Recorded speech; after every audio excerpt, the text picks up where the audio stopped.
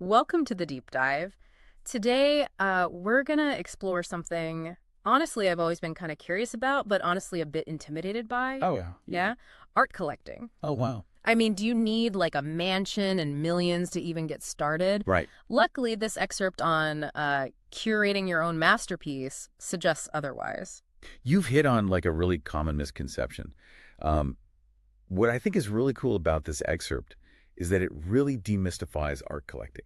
It emphasizes that it's not about the price tag, but about building a collection that speaks to you, Okay. a collection that's like a visual diary of your life. Okay, a visual diary. I like Yeah. that.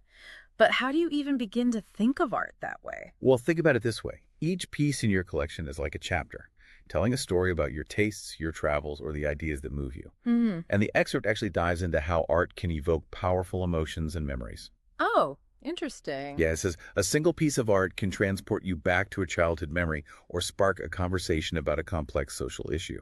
That's so true. I have a photograph of a street musician in New Orleans, and every time I look at it, I'm instantly transported back to that trip. So you're saying I'm already kind of on my way to being an art collector. Exactly. And that's what's so exciting about this excerpt. It really democratizes the idea of art collecting. It emphasizes that you don't need to be a millionaire to start. Right. You can begin with pieces that resonate with you personally, Okay. regardless of their monetary value. That's reassuring because I definitely don't have millions to drop on a Picasso. Right. But then how do you know if a piece is good or worth collecting if it's not about the money? That's where the idea of provenance comes in, which the excerpt touches upon. Okay. Provenance is basically the history of ownership of a piece, and it can add to both its value and its intrigue. Hmm. Imagine owning a painting that once hung in a famous artist's studio. Wow. Yeah, that would definitely make it more interesting. But provenance aside, I still feel like I wouldn't know where to start. Are there certain types of art that are considered more, collectible than others? Not necessarily. The excerpt actually encourages us to move beyond traditional ideas of what's considered collectible. Mm. It's more about finding pieces that have a unique story or represent a particular artistic movement. You might be drawn to contemporary photography True. or antique maps or even street art. It's all about what resonates with you. That's freeing to hear. So if it's not about following trends, how do you make sure your visual diary has some sort of coherence? That's where your personal taste comes into play. Okay. Think about the overall theme or aesthetic that you want to create. Maybe you're drawn to a particular color palette Right. or a certain style, or even pieces that reflect your cultural heritage. It's about curating a collection that feels cohesive and tells a story about who you are. This idea of a visual diary is really clicking for me. But how do you actually find these pieces? Do you just wander into galleries and hope something jumps out at you?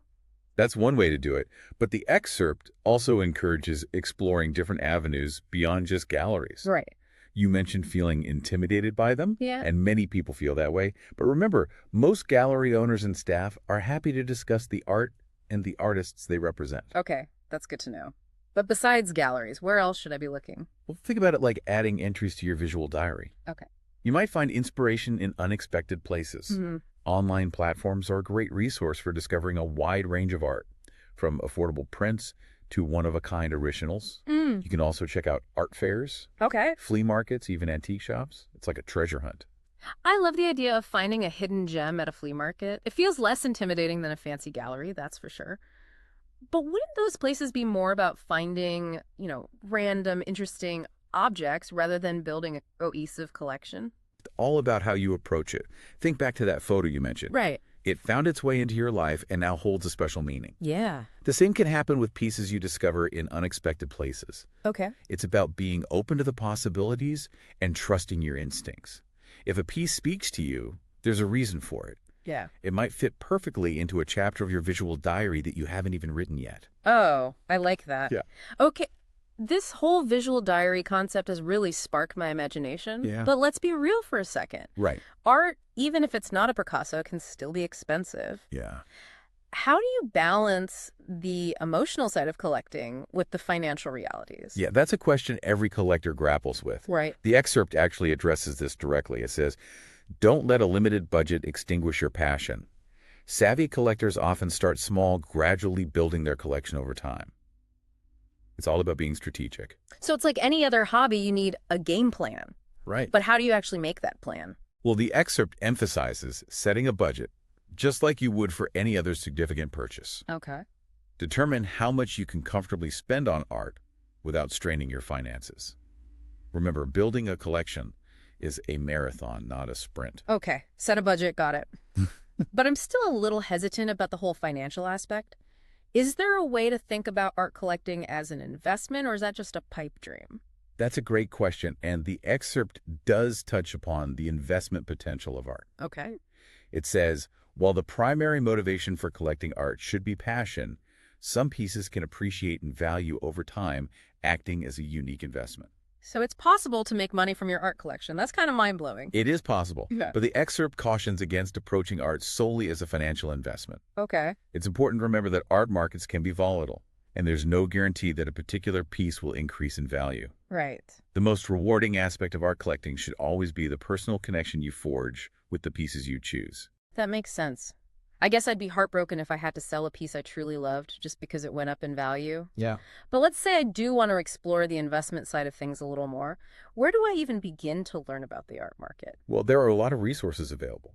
The excerpt suggests consulting with art advisors or exploring specialized publications and websites that track art market trends, learning about different artistic movements, understanding provenance and researching artists, career trajectories, are all part of becoming a more informed collector. It sounds like there's a whole world of knowledge to dive into, but I'm also curious about the legal side of things. Are there any legal considerations when it comes to buying and selling art? Absolutely. The excerpt mentions the importance of acquiring proper documentation for any piece you purchase. Okay. This includes things like receipts, provenance records, and authenticity certificates. These documents not only help protect your investment, but also ensure that you're not inadvertently supporting unethical practices like art forgery or theft. Wow, I didn't even think about that. So it's not just about finding a cool piece. There's a whole ethical dimension to art collecting as well. Exactly. Responsible collectors understand the importance of due diligence. It's about respecting the art, the artist, and the cultural heritage that each piece represents. This is all so fascinating, but I have to admit it's also a lot to take in. It definitely can be overwhelming at first. But remember, you don't have to become an expert overnight. Right. The key is to start with what you love and gradually expand your knowledge as you go. The excerpt makes a great point. Enjoy the process of discovery. Your art collection is a reflection of your journey, not a destination. That's a great reminder. It takes the pressure off. But I'm curious about something. Earlier, you mentioned that art collecting can have an impact beyond personal enjoyment. Can you expand on that a little? Absolutely. When you purchase a piece of art, you're not just acquiring something beautiful for yourself. Right. You're also supporting an artist, a gallery, and the larger creative ecosystem. That's true. I hadn't really thought about it that way before. It's easy to get caught up in the personal aspects of collecting, but there's a bigger picture here. Your choices as a collector can actually help foster artistic talent and contribute to the cultural landscape. So it's almost like a ripple effect, right? Supporting one artist can have a wider impact on the art community. Exactly. And this is especially true when you choose to support emerging artists or local galleries. You're helping them build their careers and contributing to the vibrancy of the art scene in your area. Now that you mention it, the excerpt did emphasize exploring different avenues beyond just big-name galleries. Right. It's not just about finding affordable art, it's also about supporting a diverse range of artists. Precisely. It's about broadening your horizons and considering the impact of your choices. Who are you championing with your collection? What voices are you helping to amplify? Wow, that adds a whole new dimension to art collecting. It's not just about personal fulfillment, it's about being a patron of the arts in a way. Exactly. And it doesn't have to be a grand gesture. Right. Even small purchases can make a difference. Every time you buy a piece of art, you're casting a vote for the kind of art you want to see in the world.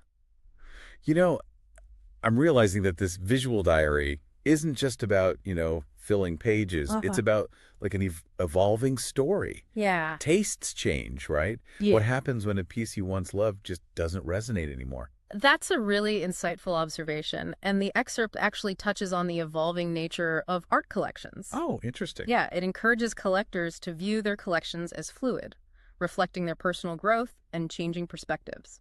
So it's not like you're stuck with a piece forever just because you bought it once. Not at all. The excerpt reminds us that letting go of a piece can be just as meaningful as acquiring one. As you evolve, your collection can too. Selling or donating pieces that no longer resonate with you makes space for new discoveries and keeps your collection aligned with who you are in the present.